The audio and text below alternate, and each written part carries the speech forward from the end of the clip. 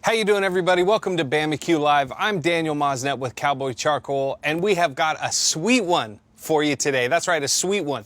What do you do when your grill is just at the perfect temperature, your coals are just right, and then you take all your food off and you go inside and have dinner? Well, you make dessert on it. That's what we're going to show you how to do today. We're going to show you a nice, easy, fresh summer crumble. Today we're using blueberries and peaches, perfectly in season. Look at the size of these blueberries. They're huge. We've got our friends at Family Tree Farms. They've sent us some white peaches, they've sent us some yellow peaches, they've sent us a bunch of blueberries. They actually have the world record for the largest blueberry ever grown. Beautiful stuff. If you see Family Tree Farms, you know you've made the right choice. So today, blueberry crumble, so simple, so easy. Let's show you how to do it. Only gonna take you a few minutes here. So the first thing you want to make sure you do is you wash and clean your blueberries. Make sure there's no little stems or anything like that that's left inside, no shriveled pieces, and you want to make sure that they're nice and firm. You don't really want the mushy ones, so make sure you get them nice and firm. And again, look for Family Tree Farms because they've always got great stuff. So we're going to add those right to our cast iron. You can do this in a cast iron or an earthenware type pot or anything that is barbecue safe. We're also going to add some fresh peaches. Now you can see that we've peeled them and diced them, taken out the pit. These are all nice freestone peaches, right? And we're just going to give that a nice little mix. I like this to be more of a blueberry crumble than a peach crumble, but you could use peaches, you could use nectarines, you can use any stone fruit that you like, or you could just use blueberries, or you could just use peaches. Make it your own. Okay, so once we've got our fruit inside, we're gonna add about a tablespoon of lemon zest. I like to add a little bit more because I like that flavor. We're gonna add a little bit of pure vanilla extract right over the top.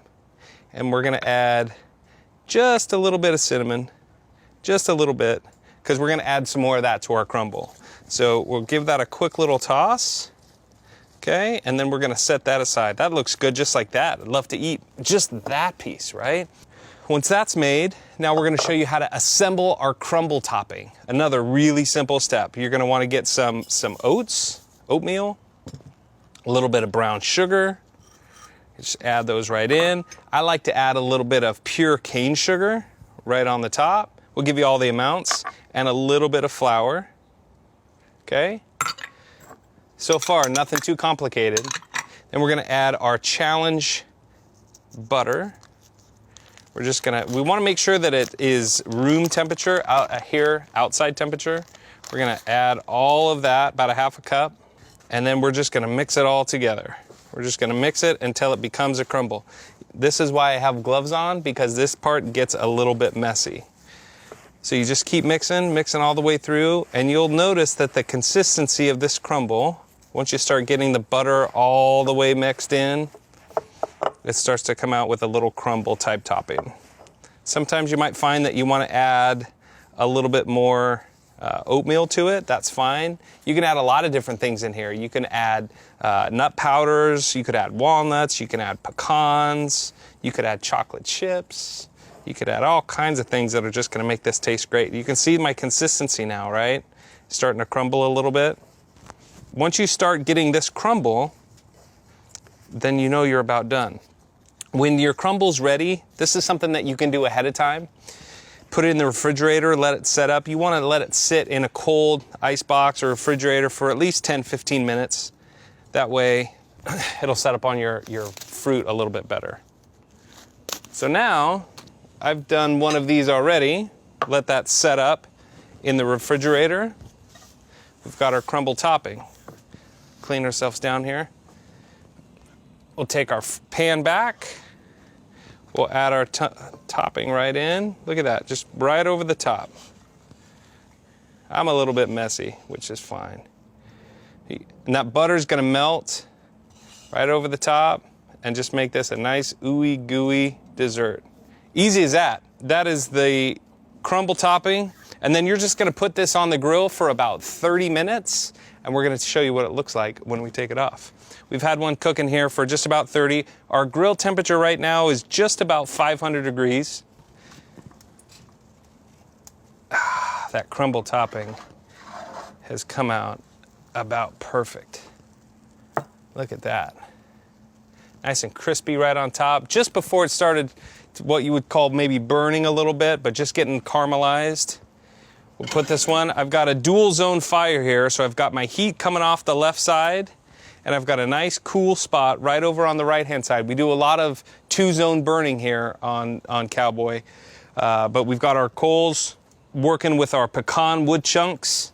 Most of this is over wood chunks. When you find that your coals are burning down, if you add about 3 or 4 wood chunks right at the end, those will continue to burn and put themselves into a little bit of a coal shape for you that'll carry you all the way through the next 30 minutes of cooking. So you put this right on the grill, you close your top, and that's it. I like to keep the top off. We're cooking on a ceramic Primo today. I like to keep the top off because I don't want too much smoke to envelop all of the crumble. I don't want it to have too much of a smoky flavor. So we're letting a lot of that smoke escape. We're still getting all the heat and the charcoal flavor from the wood and the charcoal that we've cooked and used earlier. So now we're gonna show you the finished dish. You can see this crumble is just looking fantastic. Pull this up, be careful. I usually end up grabbing this with my hands and burning myself. So make sure you use a towel. Okay, we'll come in here and oh, look at that. It's still cooking in there. Oh, it smells fantastic. So that's going to be my serving right there. You can see that crumble just kind of falls all the way through. If you want to add a little bit more crumble topping, you can put that like that. And then my favorite, ice cream, and give ourselves a nice scoop right off to the side. That'll start to melt a little bit. Add a little bit of mint. If you grow mint in your backyard, that's the best to use, or else you can just grab a couple pieces of mint. There you go. That is a blueberry and peach crumble with a little bit of vanilla ice cream. You know, one of the other things that you can do, guys, if you don't want to go through all of this as you make the crumble, you can just take your peaches, whether you've taken them and peeled them or you just take them and cut them in half. These are free stones, so they come free of the stone, free of the pit, relatively easy. You pull the pit right out, and you can just take these pieces and you can just put them right on the grill.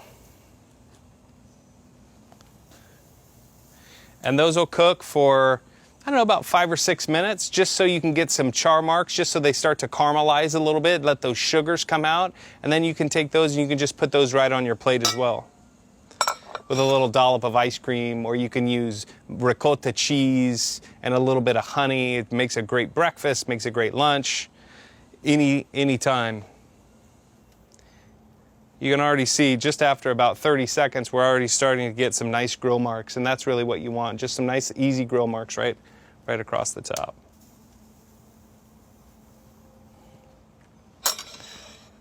Take those as long as you want.